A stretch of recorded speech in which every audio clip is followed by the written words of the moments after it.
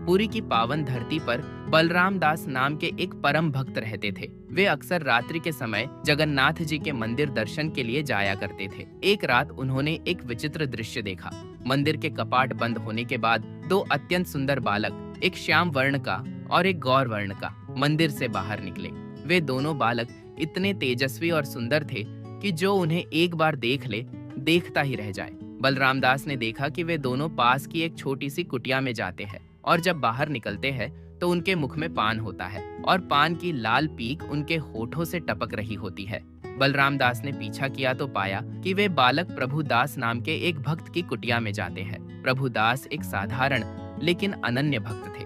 वे जानते थे कि जगन्नाथ जी को पान अत्यंत प्रिय है, लेकिन उस समय मंदिर की परंपरा में पान चढ़ाने का विधान नहीं था। अतः प्रभु दास रोज मानसिक रूप से जगन्नाथ जी को पान की पूरी थाली सजाकर अर्पण करते थे। वे सोचते, हे प्रभु, काश मैं आपको सच में पान खिला पाता। उनकी इसी उदासी को शांत करने के लिए साक्षात कृष्ण बलराम हर रात बालक रूप में उनकी कुटिया पहुंच जाते थे। अगले दिन बलराम दास प्रभु दास के पास गए और पूछा, वो दो सुंदर बालक जो तुम्हारे पास आते हैं, क्या तुम जानते हो वे कौन है? प्रभु दास बोले, मुझे नहीं पता वो कौन है, लेकिन जब वे आते हैं तो मेरा हृदय ठीक वैसे ही प्रफुल्लित हो जाता है जैसे जगन्नाथ जी के विग्रह को देखकर होता है। मैं उनकी सुंदरता में इतना खो जाता हूँ कि कुछ पूछ ही नहीं पाता। बलराम दास समझ गए कि ये स्वयं भगवान है। उन्होंने प्रभुदास से कहा, अगली बार वे आए तो उनसे पैसे मांगना। अगर वे कहें कि पैसे नहीं है तो उनकी कीमती चादर गिरवी रख लेना। रात हुई, दोनों बालक फिर आए और पान खाया। जब प्रभुदास ने पैसे मांगे तो बालकों ने कहा,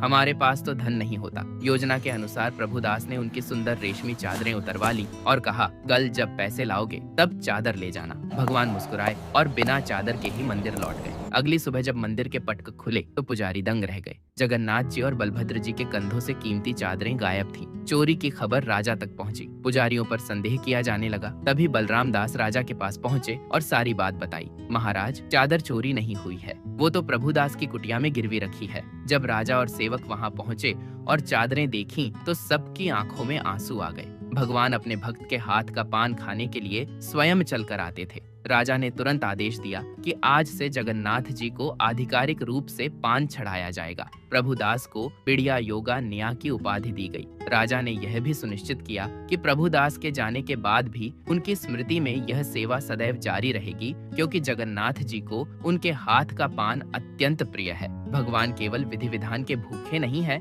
वे तो भक्त के भाव और उसके प्रेम के भूखे हैं।